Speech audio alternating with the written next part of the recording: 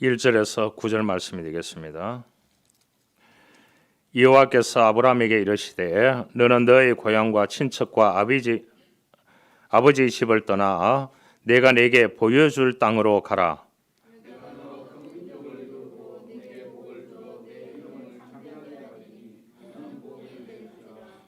너를 축복하는 자에게는 내가 복을 내리고 너를 저주하는 자에게는 내가 저주하리니 땅의 모든 족속이 너로 말미암아 복을 얻을 것이라 하신지라.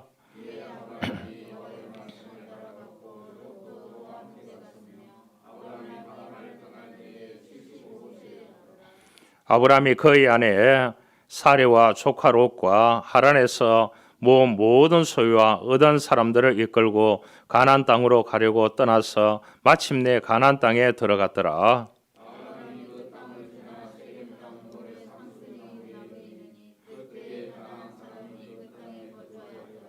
여호와께서 아브라함에게 나타나 이르시되 내가 이 땅을 내 자손에게 주리라 하신지라. 자기에게 나타나신 여호와께 그가 그곳에서 제단을 쌓았고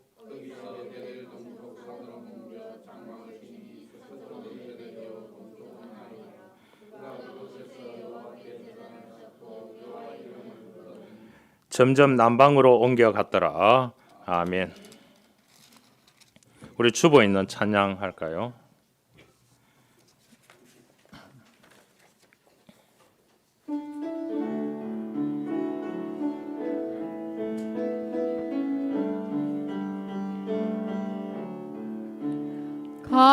갈릴리 바닷가에서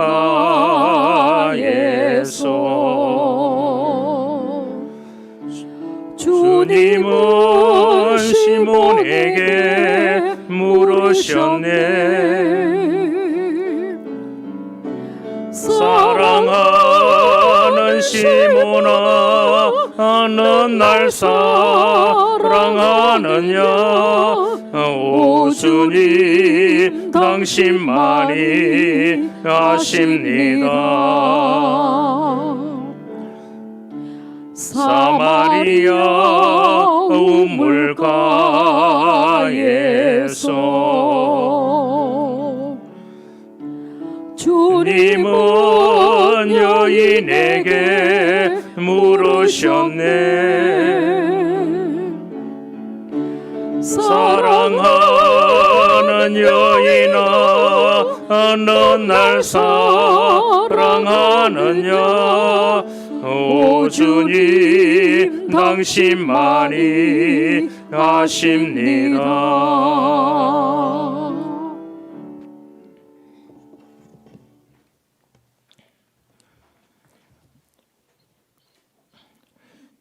이 돌을 깨고 다듬는 그러한 일을 하는 석공이 있었다고 합니다. 그러니까 햇빛이 있는 곳에서 돌을 깨고 이 다듬는 일을 하니까 얼마나 불평불만이 많겠습니까?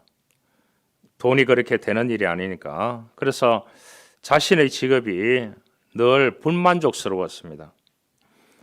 일만 열면은 신세 타령을 늘어놓고 했습니다. 누구는 부잣집에 태어난 덕분에 날마다 호의호식하며 사는데 나는 왜 매일 요 모양 요 꼴이란 말이냐? 그렇게 막 일을 하면서 불평을 하고 있는데 그러던 어느 날 천사가 그에게 나타났습니다. 그러면 내가 그대의 소원을 이루어 주겠다. 그렇게 얘기를 했습니다. 천사가. 그 말이 끝나자마자 석공은 큰 부자가 되었습니다. 큰 부자가 되어서 보니까 이제 옆을 보니까 이 최고의 권력을 가진 자가 웅장한 행렬 속에서 병사들의 호의를 받으면서 지나가고 있었습니다. 아, 부자도 좋지만은 권력자의 삶이 저렇게 멋있구나. 호의를 받으면서 가니까 다시 이 석공은 천사에게 이야기를 했습니다. 나도 저렇게 한번 살아보고 싶다. 소원을 빌었습니다. 또 그 소원이 이루어졌습니다. 이제 부자였던 석공은 순식간에 나라의 최고 권력자가 되었습니다. 멋진 위용을 뽐내고 행진을 하고 있는데 햇빛이 내리쬐고 있는 겁니다. 덥고 땀이 나기 시작했습니다. 최고 권력자가 된 이 석공은 자기도 모르게 해가 되고 싶다는 소원을 비니까 또 천사가 해가 되게 만들었습니다. 하지만은 구름이 햇빛을 가로막자 해가 된 이 석공은 구름이 되고 싶어 했고 곧 그렇게 되었습니다. 구름이 된 석공은 거대한 폭포 위에 장대비를 쏟아부었습니다. 하지만은 아무리 많은 비를 맞아도 끄떡없는 바위를 본 이 구름인 석공이 바위가 되고 싶어졌고, 이번에는 천사를 통해서 또 바위가 되는 소원을 이루었습니다. 하지만 바위가 된 만족감도 잠시뿐이었습니다. 어디선가 다른 석공이 나타나서 바위가 된 석공의 가슴에 정을 대고 망치로 내리치고 있는 겁니다. 바위가 된 석공은 사색이 되어서 나 그냥 천사 보고 석공할래? 그렇게 얘기했대요. 결국 석공은 원래의 모습으로 돌아갔습니다. 그때부터 석공은 주어진 것에서 만족하며 즐겁게 살았다는 이야기입니다. 이 이야기 속에서 우리가 석공처럼 현재에 만족하지 않고 더 나은 것, 더 좋은 것을 추구하려는 강력한 갈망과 욕구를 가지고 있는 것이 인간의 죄된 본성의 모습인 것입니다. 아브라함은 자신의 욕구를 채우기 위해서가 아니라 하나님의 욕구를 채우기 위해서 믿음의 여정을 떠나갑니다. 떠나가는데 이라크 동부 지역인 강이 펼쳐져 있는 4대 강이 펼쳐져 있는 바벨론 문화가 창시했는 그곳에서 이 가나안 땅까지는 1500km 정도 됩니다. 그러니까 하나님의 부르심을 받았지만은 하란, 터키, 시리아 국경 지역에 있는 하란은 비옥한 땅입니다. 그곳에 롯이라는 친인척이 살고 있었습니다. 그곳에서 가서 머물게 됩니다. 머무르면서 거기에서 열심히 또 돈을 벌어가지고 또 여러 사람들과 함께 같이 가는 겁니다. 혼자 가지는 않았습니다. 그래서 하란에서 머물다가 거기에서 많은 것을 또 일구어 가지고 가나안 땅에 들어갔다고 오늘 성경은 그렇게 말씀을 해주고 있습니다. 그런데 중요한 것은 내게 보여줄 땅으로 가라고 했을 때 가라. 가게 되면 창대케 된다는 것은 나중에 말했습니다. 참 아브라함이 대단했던 것 같아요. 가라고 했지 창대케 된다는 말을 먼저 하지 않았습니다. 요한이 썼던 요한 1서에도 보면은 내 영혼이 잘된 같이 범사가 잘되고 그렇게 했어요. 범사가 잘되게 해줄 테니까 먼저 내 영혼을 맑게 하기 위해서 예배하고 하나님을 찾아라 이런 말을 하지 않았습니다. 내 영혼이 잘돼야 된다. 만약에 이 간사한 인간, 죄된 본성을 가지고 있는 변화무쌍한 이 인간들에게 먼저 창대케 되리라. 먼저 내가 모든 것을 가지고 난 뒤에 영혼이 잘 되리라. 창대케 된 후에 너를 떠나보내서 그 가나안 땅에서 복음을 위해서 살게 하리라. 이런 말씀을 하나님은 하지 않았어요. 하나님은 항상 우리 인간들에게 요구하실 때는 1번이 뭐였냐? 모험을 요구하셨습니다. 그러잖아요. 여러분 예수 믿으면은 복을 주겠다. 이런 말을 하지 않았어요. 믿어라. 딱 얘기하는 거예요. 그런데 그 말을 믿고 여러 사람들을 통해서 우리가 복음을 받았습니다. 실제로 믿어보니까 어떻습니까? 지혜가 생기고 할 수 있다는 용기가 생기고 믿음으로 밀어붙일 그러한 계산하지 않고 살아가 보는 겁니다. 살아보니까 또 열심히 되는 거예요. 또 열심히 살아보니까 안 되는 거예요. 굴곡이 있는 거예요. 무너짐이 있는 거예요. 그러니까 더 기도하고 더 예배하고 더 믿음을 찾고 이렇게 해서 다시 시도하게 되는 것입니다. 아브라함은 그랬습니다. 아브라함은 그래서 거듭났습니다. 다시 태어나게 됩니다.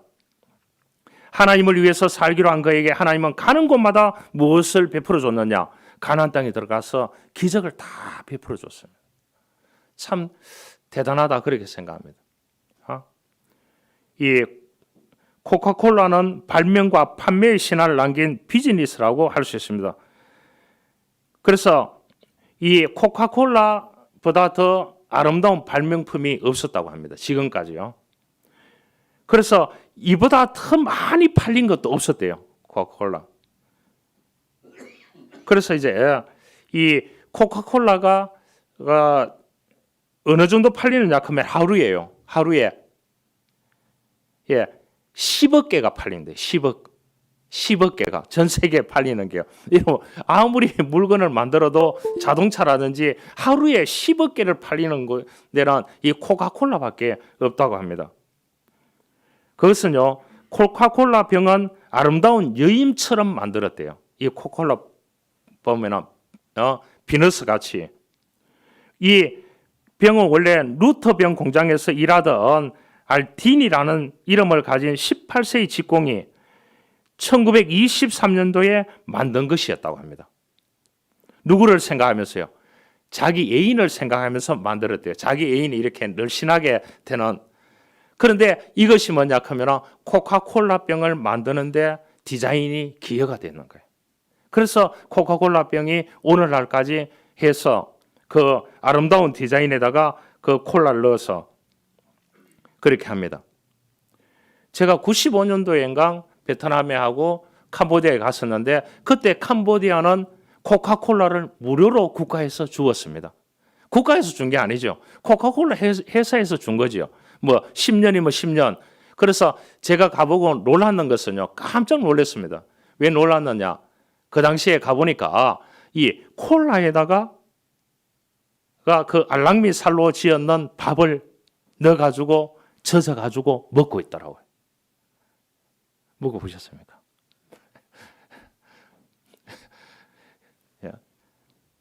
그래서 제가 그때 베트남하고 캄보디아 갔을 때는 정말로 있는 동안 너무 힘들었습니다. 먹을 것이 없어요. 밥이 나오는데 베트남 살국수, 제가 그 살국수에 대한 트라우마가 있어요. 그래서 살국수 먹으러 가자 이런 사람 저를 무시하는 것처럼 제가 느꼈어요.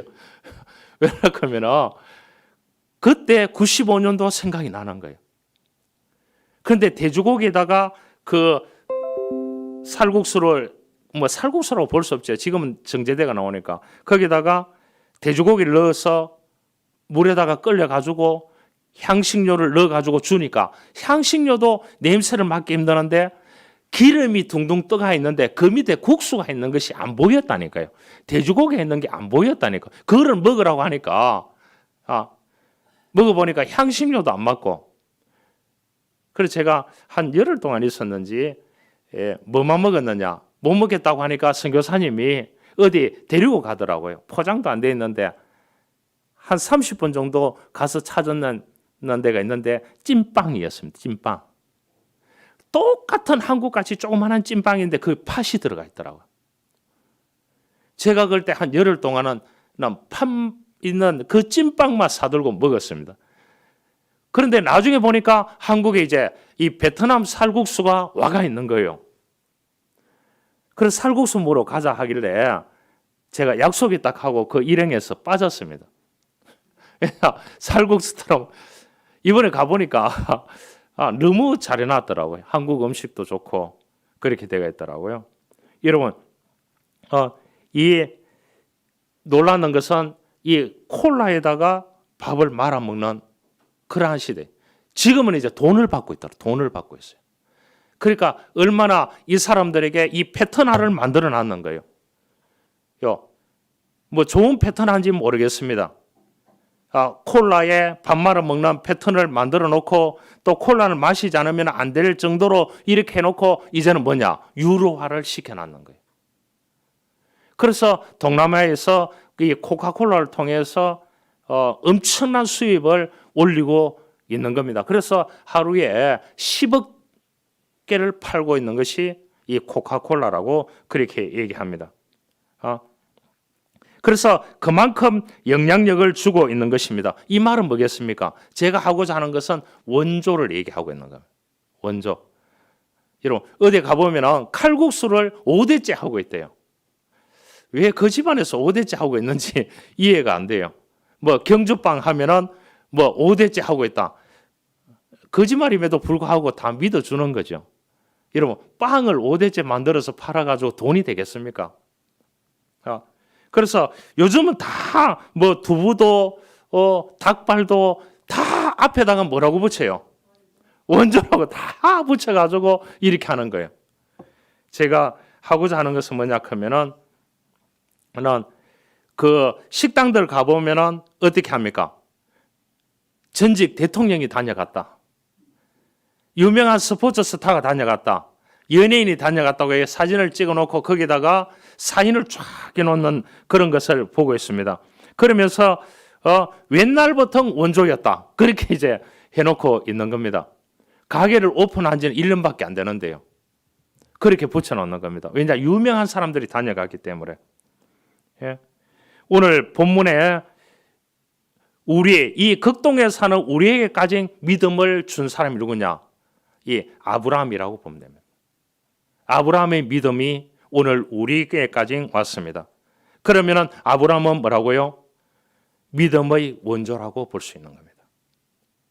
우리가 이 땅에 살아가는 동안 이 아브라함이 갈대 우르를 떠나는 사건으로 중심으로 말미암아서 그가 이제 전 세계를 향해서 믿음의 원조가 되게 하는 하나님의 부르심을 받고 떠나가면서도 어떻게 하느냐? 가진 것이 없으니까 하란에 가가지고 친인척들 거기서 일을 해가지고 어느 정도 재산을 모아가지고 가나안 땅에 이제 소식을 듣고 가게 됩니다. 가면서 이제 위에서 내려가니까요. 요 베델을 거쳐가지고 또 아이성을 거쳐가지고 어디로 가느냐? 저 밑에 네게브 사막 석유가 나고 있는 그 부엘세바 끝부분에까지 내려가서 이제 위로 가면서 생활을 하게끔 만듭니다. 여러분 척박한 땅에 가나안 땅 중에서도 가장 살기 힘드는 땅에 안착하도록 하나님이 끝에 내려갔습니다. 끝에 내려가니까 어디냐 하면 완전히 사막지대인 거예요. 그 사막지대니까 물이 없으니까 뭐를 하게 되느냐? 우물을 파게끔 만드는 거예요.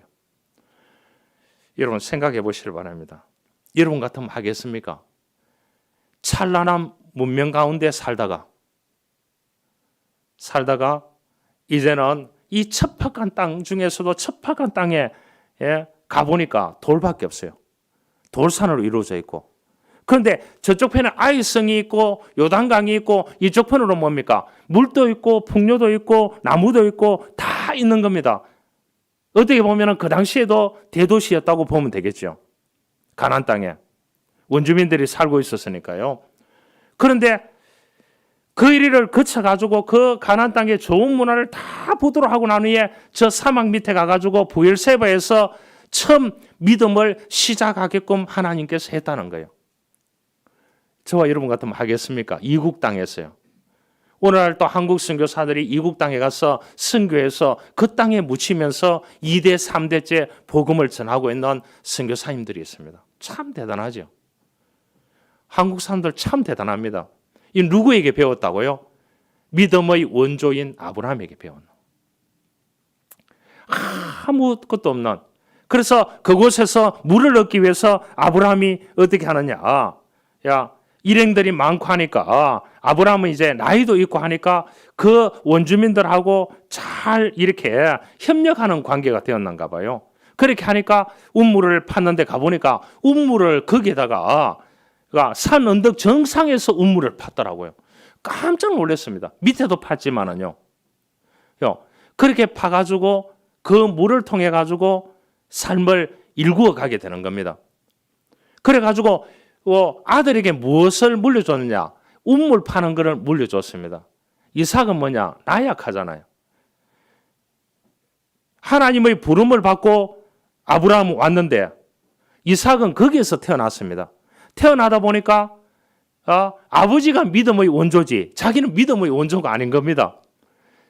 그러니까 자기 세대 때는 우물을 파니까 어떻게 되느냐? 원주민들이 다 빼앗아가는 거예요. 또 양보하고 또 다른 곳에 파고 그것을 누구에게 배웠느냐? 어떻게 보면은 넌 아버지인 아브라함에게 배웠다고 보면 되겠습니다. 그래서 그때부터 이제 아브라함을 통해서 믿음의 원조가 되어서 오늘 극동에 사는 우리에게까지 이 믿음이 흘러오게 됐다는 것을 알 수가 있습니다. 거기에서 무엇을 시작하느냐? 부엘세바에서 하나님께 예배를 드리고 시작합니다. 제단을 쌓고요. 제단을 쌓는 것이 수천 년이 지났는데도 불구하고 그대로 남아 있습니다. 대단하죠. 수천 년이 지났는데. 그래서 전 세계에 성지순례 가는 사람들이 그곳에서 처음 아브라함이 예배를 드렸던, 단을 샀던 그곳에서 예배를 드립니다. 예배를 드리면은 수천 년 전에 예배를 드렸던 그 장소가 그대로 있다는 거예요. 운물이 그대로 있다니까요. 얼마나 감동적이겠습니까? 아브라함이 뒤를 돌아보지 않고 앞만 보고 갔던 사람이라는 것을 그곳에 가보면은 기억하게 됩니다. 그래서 첫 번째, 믿음은 순종하는 것입니다. 아브라함이 고향 갈대우르 이라크 동부 지역을 떠나서 결단할 수 있던 것은 믿음에 의한 순종의 결단이 있었기 때문입니다.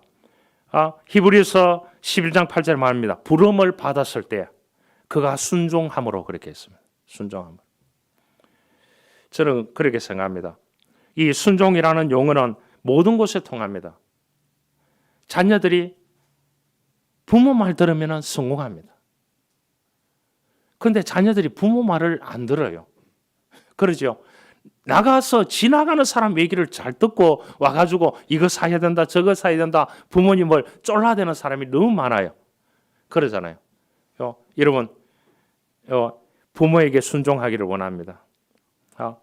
또 우리가 삶을 살아가는데 순종이라는 용어는 참 중요합니다. 아브라함은 원래 복음을 위해서 신학을 하거나 믿음 생활 잘하는 집사나 장로나 권사가 아니었습니다.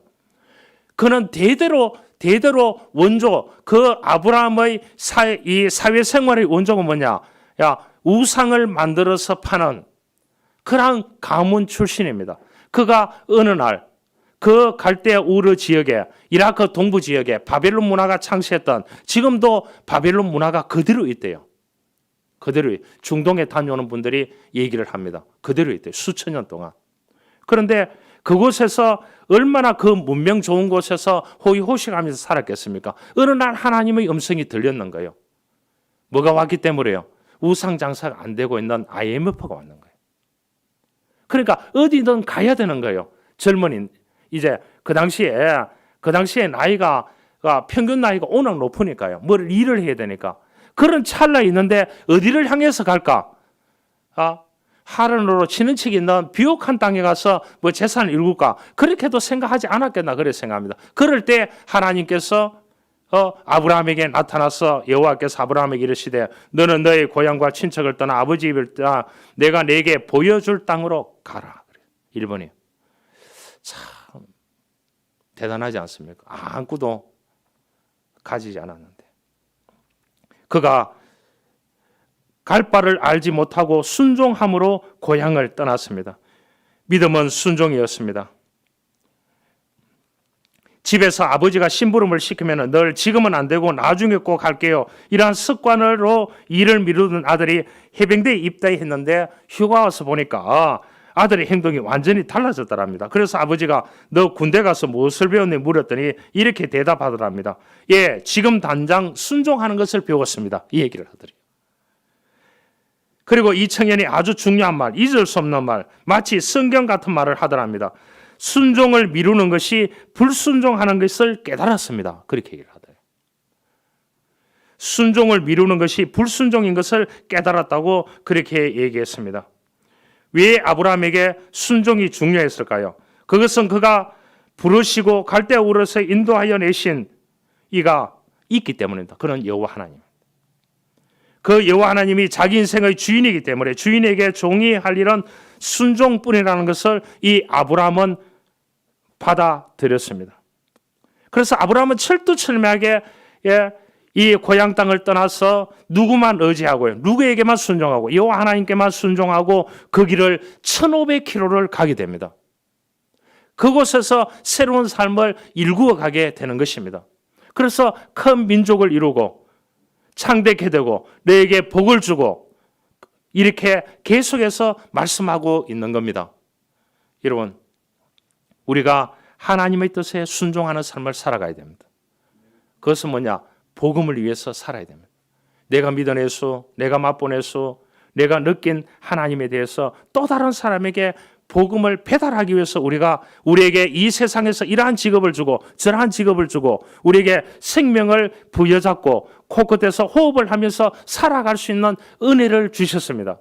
인간이 사는 목적은 뭐냐? 하나님의 영광을 위해서 사는 것입니다.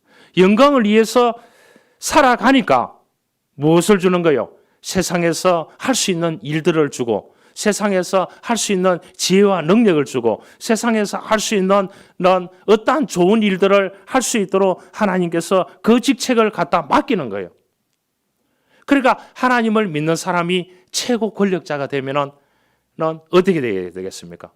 복음을 위해서 주는 삶을 살아야 되는 거예요. 하나님께 순종하는 삶을 살아야 되는 거예요.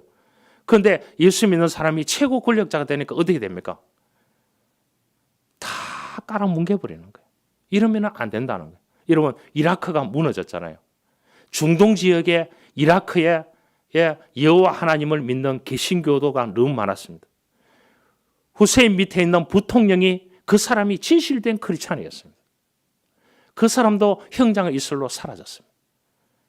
지금도 이라크 지역에는 수많은 기념교회들이 그곳에 있다는 거예요. 믿음을 지키고 핍박 가운데 살아가는 사람들이 있다는 거예요. 그럼에도 불구하고 그들이 믿음의 끈을 놓지 않는 것은 나를 이 땅에 두게 하신 여호와 하나님, 그 하나님의 영광을 위해서 하나님께서 오늘 나에게 이러한 직업을 맡겼다는 거예요. 그 직업을 통해서 하나님께 영광 돌리면서 살아갈 수 있도록 우리에게 건강이 무너질 때 또한 건강을 회복할 수 있는 의사를 만나게 해주고, 또한 우리에게 이러한 직업을 놓고 새로운 직업을 위해서 살아갈 때에 하나님께서 지혜를 주시고, 또한 사람들을 연결해서 또 다른 직업을 통해서 살아가게끔 하는 것은, 내 코끝에 호흡이 있게 살아가게끔 하는 것은 뭐라고요? 하나님의 영광을 위해서 살도록 하기 위함입니다. 그래서 나에게 왔는 복음이 또 다른 사람에게 흘러가기 위해서 이 땅에 있는 줄 믿습니다. 그래서 거기에 순종했던 사람이 누구였냐 하면은 큰 대의를 따랐던 사람이 아브라함입니다. 그래서 아브라함은 믿음의 원조다, 순종의 원조다, 그렇게 얘기를 했습니다. 그가 얻었는 아들을 바치라고 했을 때에 그 이삭을 하나님께 바치기 위해서 모리아 산으로 향하는 것을 볼 수 있습니다. 여러분, 우리가 내 생각과 내 처지와 내 상황 모든 것을 가지고 하나님께 순종하기는 너무나 어렵습니다. 그러지요? 눈 감고 있을 때 순종이 이행됩니다. 눈 뜨고 나면은 현실이 너무나 많이 보이기 때문에. 여러분, 눈 감고 있는 시간이 뭡니까? 기도하는 시간입니다. 무언의 기도를 하든지 그럴 때는 다 되는 것 같아요. 눈 뜨고 보면은 내 삶이 이렇게 될까? 걱정과 염려와 불안이 몰려오기 시작하는 겁니다. 우리가 하나님의 뜻에 순종하는 삶을 아브라함같이 살아야 되는 줄 믿습니다. 두 번째, 믿음은 희생하는 것입니다. 여러분, 아브라함에게는 고향을 떠나는 자체가 희생이었습니다. 그러죠? 이 한국도 이 부족 사회였습니다. 그렇죠? 그 마을을 집장촌을 일구고, 저 고향 역시 그곳에 20집장촌이었습니다. 목사된 사람들이 이리 이상, 이종 쫙 이렇게 갑니다. 알겠죠? 같이 예수 믿었던 사람들이, 저희 동네가 20집장촌이었기 때문에 다른 성신은 조금 있었지만 그렇습니다. 그렇기 때문에 그게 뭐냐? 큰 제사를 지내고 이렇게 했거든요. 교회가 들어오기 전까지는. 교회가 들어오니까 그런 제사들이 다, 이 마을에서 지내는 부족들이 지내는 제사가 교회가 딱 들어오니까 없어져 버리더라고요.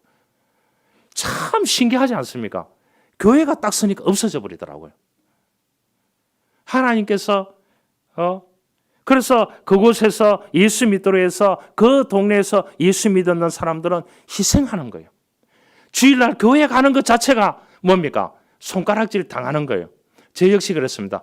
교회가 이 선교사님이 지을 때에, 한국 사람들을 통해 지을 때에, 저 산비탈에 왜 딴 곳에 짓지? 그러면 뒤로 해서 산을 통해서 이렇게 교회를 가면 부끄러움이 없잖아요. 성경책은 항상 안에 숨겨고 가야 되니까. 성경책이 있으면. 그런데 어떠냐 하면 시내로 향하는 그 길목에 양쪽에 다 논이었습니다. 모내기를 하고 특수작물을 하는 곳이었어요. 그러니까 어떻게 했냐? 주일날 햇빛이 이렇게 쬐는데 교회를 가면은 모내기 하고 특수작물 하는 사람들이 어떻게 하느냐? 예수쟁이 성경책 들고 간다고요. 애고 어른이고 가면은요, 물 다 튕기고 모를 쭉 던져버리고요. 그래서 이제 학교 가는 척하고 교복을 입고 갔어요. 교복을 입고. 고등학교 교복을 입고 하니까 교복에다가 어떻게 되느냐? 흙물을 튀겨버리니까 어떻게 되겠습니까? 여름에는 마릅니다. 알겠죠? 여름에는. 그런데 5, 6월 달 모래기 하는 동안에 어떻게 그것이 마르겠습니까? 교회 가서 씻고 이렇게 이제 물이 있는 그 옷을 위에 벗어놓고 그대로 예배를 드리는 겁니다. 그런데 옛날에는 또 예배를 왜 그렇게 길게 드리는지요? 여러분, 찬송하고 기도하고 이거 1시간 하고 또 설교 1시간 하고 예배 순서 또 1시간 하고 그래서 2시간 반, 3시간을 예배를 드리는 거예요. 왜냐? 오후 예배가 없으니까, 밤 예배가 있으니까. 그렇다고 점심을 주느냐? 교회에서 점심 줄 돈도 없어요. 그러면 오후에 마치고 가서 집에 가서 밥 먹고 오면은 어떻게 되느냐? 붙잡혀서 일을 하러 가야 돼요. 그래야 되니까 안 가고 어떻게 되느냐? 물 흐르는 데 가서 내가에 가서 그 물을 떠가지고 그 물을 마시고 점심시간을 보내고 오후를 보내고 그렇게 보내고 밤에 예배를 드리고 밤늦게 집으로 돌아가는 거예요. 지금 아이들에게 그렇게 하락하면 누가 하겠습니까? 어른 보고도 하락하면 안 할 거예요. 여러분, 믿음은 희생하는 것입니다.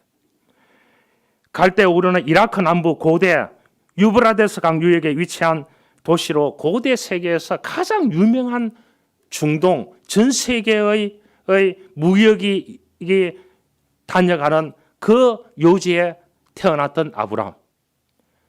여러분, 가나안 땅에 가서 그것도 가나안 땅의 대도시에 아이성이 있는 요단강이 있는 그쪽 편에 사는 것이 아니고 어디에 갔다고요? 네게버 사막 위에 보엘세바의 끝부분에 가서 거기서 우물을 파고 거기서 이제 그 부족들과 함께 아우러서 살아가야 되는 그 부족들이 어떻게 또 침범해서 가족들을 다 죽일지 모르는 그러한 상황 속에서 그가 시작을 했다니까요. 여러분, 믿음은 희생하는 것입니다. 여러분, 내 때에 무엇인가 보려고 하지 마시길 바랍니다. 내 때에 못 보면 내 후대에 하나님께서 복을 주실 줄 믿습니다. 창대케 되리라 믿습니다. 지금 내가 믿음을 통해서 내가 희생하고 헌신해 놨는 것이 10년 후에, 5년 후에, 어떤 사람 1년 후에 그 믿음을 심어 놓는 것에는 하나님이 틀림없이 30배, 60배, 100배 열매를 거두게 하시는 여호와 하나님이십니다. 이것을 꼭 믿으셔야 됩니다. 그를 보고 믿음은 희생하는 것입니다.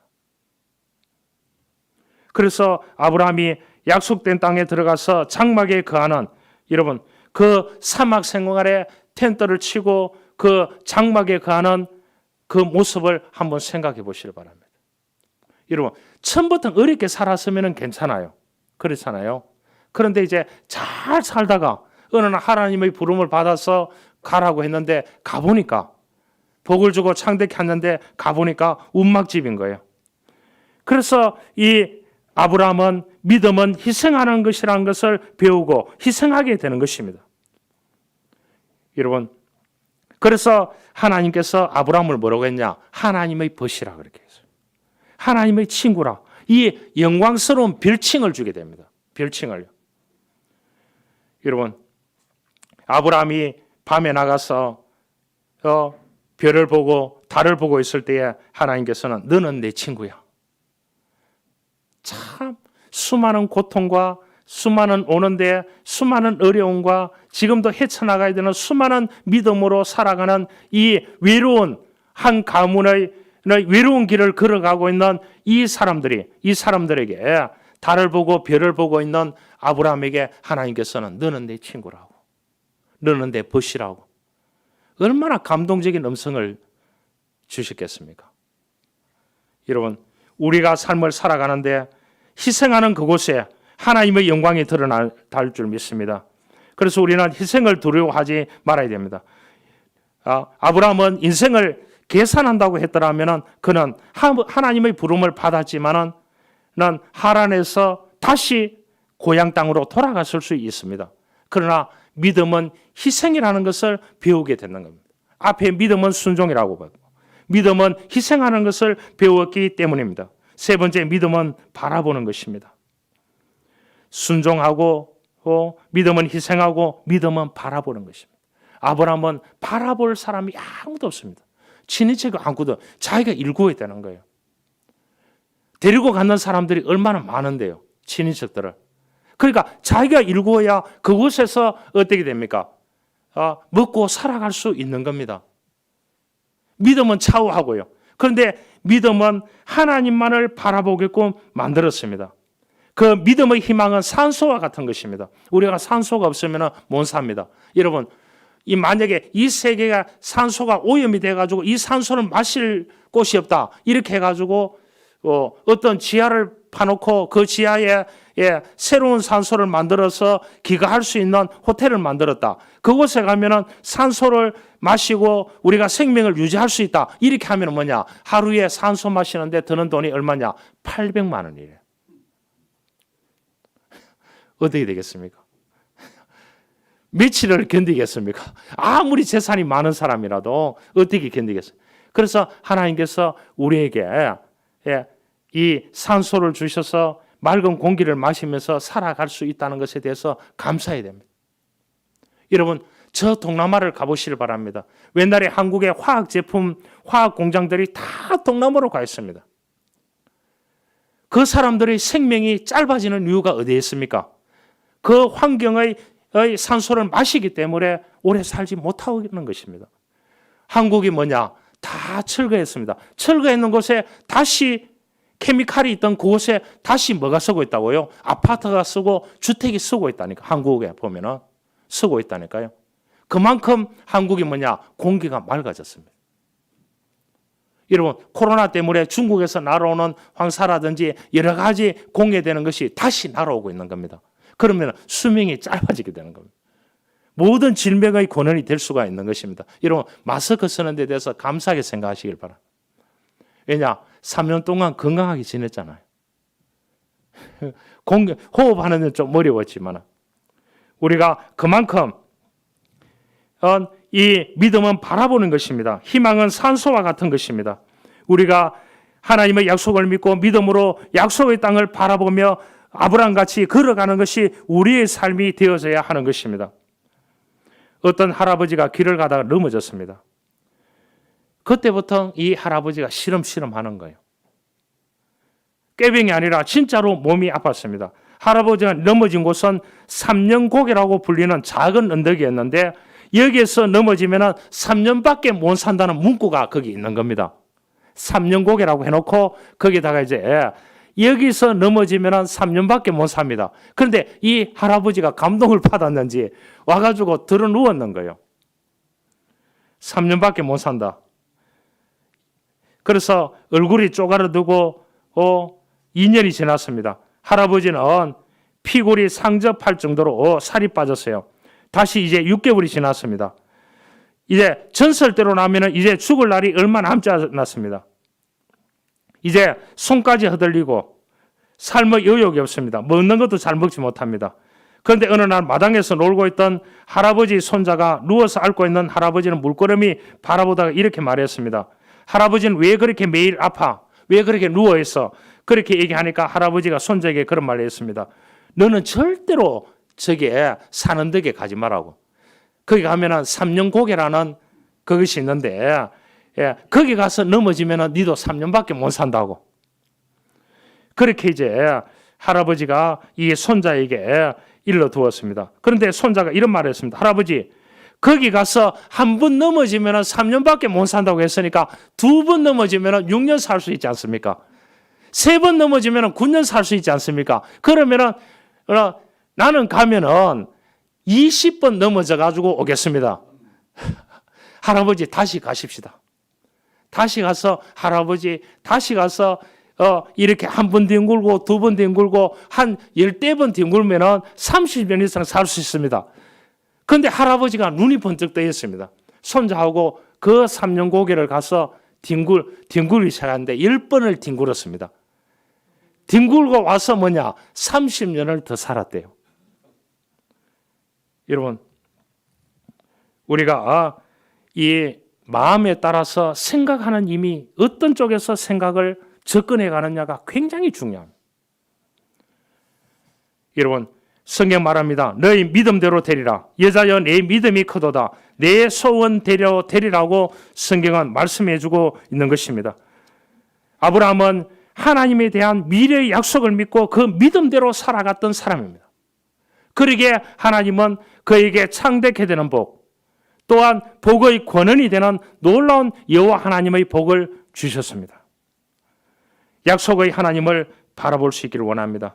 믿음의 눈을 가지고 약속의 하나님을 기다리면서 그 희망을 가지고 우리는 아브라함같이 현재에서 미래로 살아간다 하면은 원조의 믿음을 가졌던 아브라함을 본받아서 우리도 하나님께 순종하고 하나님을 바라보고 우리가 현실에서 믿음으로 희생하는 삶을 통해서 하나님께 더 가까이 가는, 그래서 믿음은 내일을 바라보는 것이고 믿음은 내세를 바라보는 것이고 믿음은 천국을 바라보면서 살아가는 것이라는 것을 우리는 알아야 되는 것입니다. 이러한 믿음을 가지고 살아가는 저와 여러분들이 될 수 있기를 주님으로 축원합니다.